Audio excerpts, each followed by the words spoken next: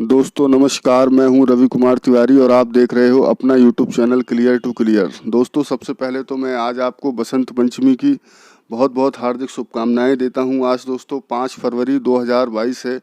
ये आज के दिन बसंत पंचमी मनाई जा रही है। पूरे भारत के अंदर में ये त्यौहार मनाया जा रहा है और विदेशों में भी ये त्यौहार मनाया जाता है। जैसे जो लोग विदेशों में रहते हैं तो वहाँ भारतीयों का एक ग्रुप होता है, तो वहाँ पर भी तरह तरह के भारतीय त्यौहार मनाए जाते हैं। तो पूरे भारत में तो ये त्यौहार मनाया ही जा रहा है, लेकिन भारत के बाहर भी जो लोग रहते हैं वहाँ भी मनाया जा रहा है। तो आज इसी के ऊपर हम आपको जानकारी देंगे कि सरस्वती पूजा क्यों मनाई जाती है और सरस्वती पूजा का क्या इतिहास है। तो चलिए दोस्तों स्टार्ट करता हूँ मैं। सबसे पहले तो दोस्तों आप सभी को एक बार फिर से बसंत पंचमी की बहुत बहुत हार्दिक शुभकामनाएं। तो चलिए स्टार्ट करते हैं। बसंत पंचमी दोस्तों हिंदुओं का एक प्रमुख त्यौहार है और बसंत पंचमी को श्री पंचमी और ज्ञान पंचमी भी कहा जाता है, क्योंकि आज के दिन विद्यार्थी लोग या जो भी ज्ञान लेना चाहते हैं वह सरस्वती माता की पूजा करते हैं, आराधना करते हैं और उनसे आशीर्वाद लेते हैं। यह त्यौहार माघ के महीने में शुक्ल पंचमी के दिन मनाया जाता है। पूरे वर्ष को 6 ऋतुओं में बांटा जाता है, जिसमें से वसंत ऋतु, ग्रीष्म ऋतु, वर्षा ऋतु, शरद ऋतु, हेमंत ऋतु और शिशिर ऋतु शामिल है। इस सभी ऋतुओं में बसंत को सभी ऋतुओं का राजा माना जाता है। इसी कारण इस दिन को बसंत पंचमी कहा जाता है तथा इसी दिन बसंत पंचमी ऋतु की शुरुआत होती है। इस ऋतु में खेतों में फसल लहलहा उठती है और फूल खिलने लगते हैं एवं हर जगह खुशहाली नजर आती है तथा धरती पर सोना उगता है, अर्थात धरती पर फसल लहलहाने लगती है। मान्यता है कि इस दिन माता सरस्वती का जन्म हुआ था, इसीलिए बसंत पंचमी के दिन सरस्वती माता की विशेष पूजा का आयोजन किया जाता है। माँ सरस्वती को विद्या एवं बुद्धि की देवी भी माना जाता है। बसंत पंचमी के दिन माँ सरस्वती से विद्या, बुद्धि, कला और ज्ञान का वरदान मांगते हैं लोग, ताकि वो उनके पास ज्ञान आ सके, बुद्धि आ सके, विद्या के धनी हो वो।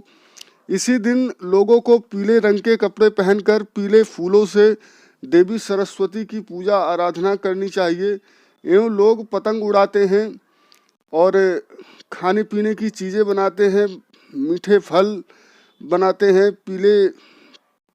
पीले रंग के चावल का सेवन करते हैं। पीले रंग को बसंत का प्रतीक माना जाता है। बसंत पंचमी का त्यौहार बड़ी ही धूमधाम से मनाया जाता है। इस दिन देवी सरस्वती की पूजा करने के पीछे एक पौराणिक कथा भी है। सर्वप्रथम श्री कृष्ण और ब्रह्मा जी ने देवी सरस्वती की पूजा की थी।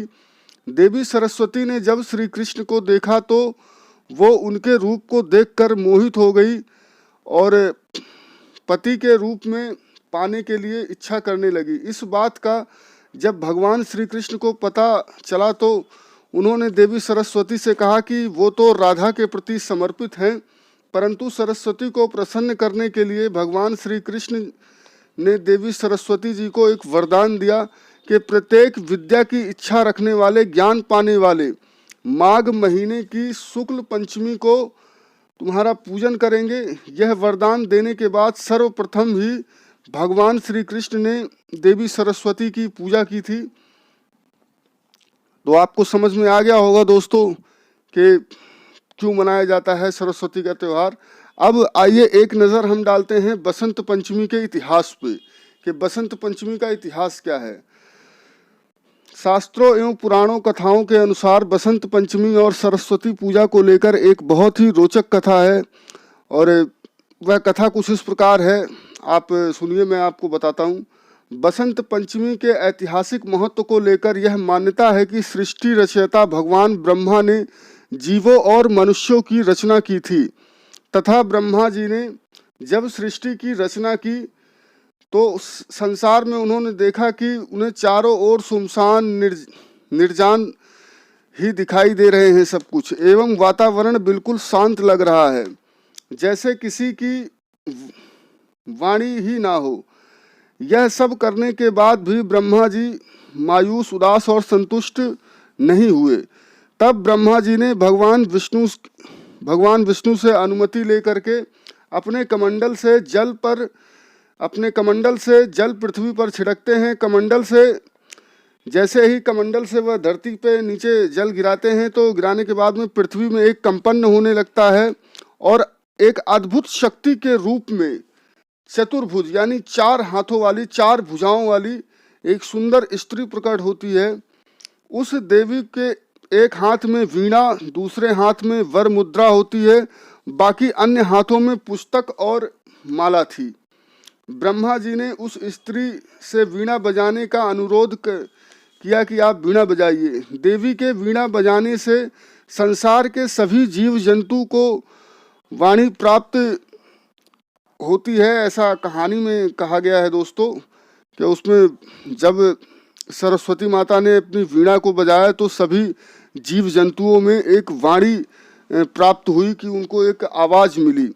तो इस आवाज़ को पाने के बाद में लोग बोल सकते थे, कुछ कहने की उनके अंदर में क्षमता आ गई। उस पल के बाद देवी को सरस्वती कहा जाने लग गया।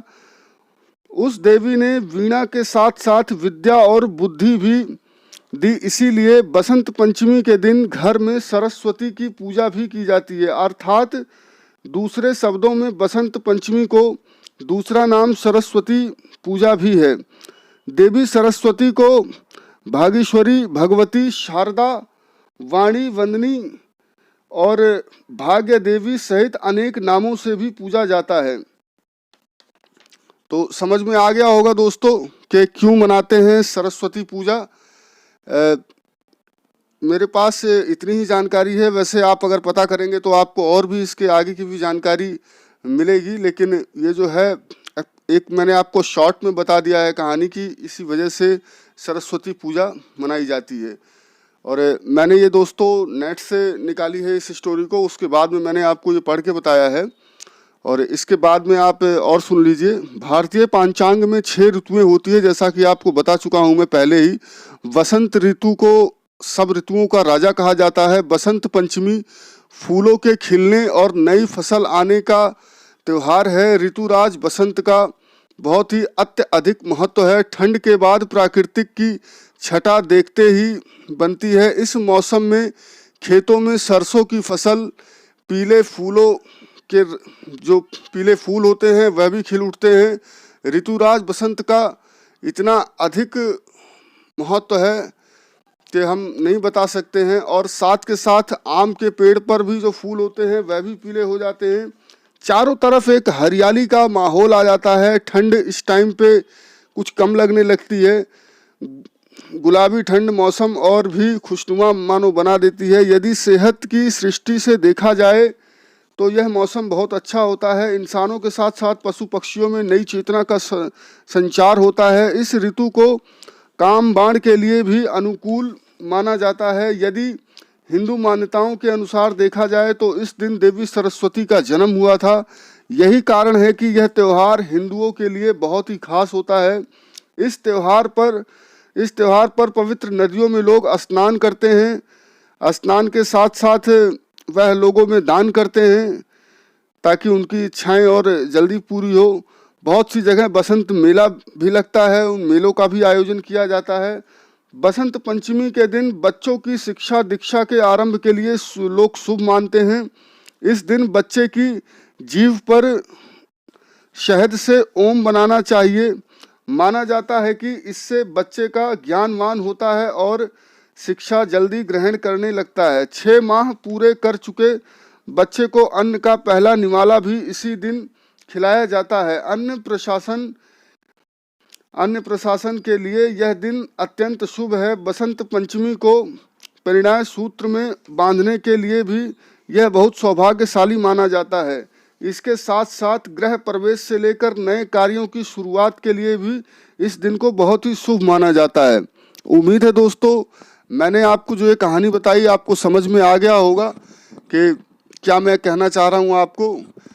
और बस दोस्तों इस कहानी को मैंने इंटरनेट से डाउनलोड किया था, इसके बाद मैं आप तक लेकर के आया हूँ। जिन्होंने इस कहानी को बनाया मैं उनका भी बहुत बहुत धन्यवाद करता हूँ। नाम तो उनका नहीं मुझे पता है कि नाम क्या है उनका, बट ये कहानी मैंने इंटरनेट से डाउनलोड करी है दोस्तों। अगर आपको कहानी अच्छी लगी हो तो इसे आगे शेयर कर देना ताकि आपके फ्रेंडों को भी पता चल सके। वैसे आपको और भी अनेक वीडियोस मिल सकती है, उसमें भी आपको अनेक जानकारियाँ मिलेगी, लेकिन इसमें भी जो आप सुन रहे हो ये बिल्कुल परफेक्ट जानकारी है, मैं तो यही कहूँगा, क्योंकि काफ़ी मैंने रिसर्च किया गूगल पे। हर जगह से जब मुझे कहानी मिली तो इस कहानी को मैंने इस तरीके से इतना लिखा और लिखने के बाद मैं आप तक लेके आया हूँ। तो दोस्तों, बसंत पंचमी की बहुत बहुत हार्दिक शुभकामनाएं। आप सभी का यह त्यौहार खुशियों से भरा रहे और सभी त्यौहार आपकी खुशियों से भरे रहे। बहुत बहुत धन्यवाद दोस्तों। Thank you so much for watching this video.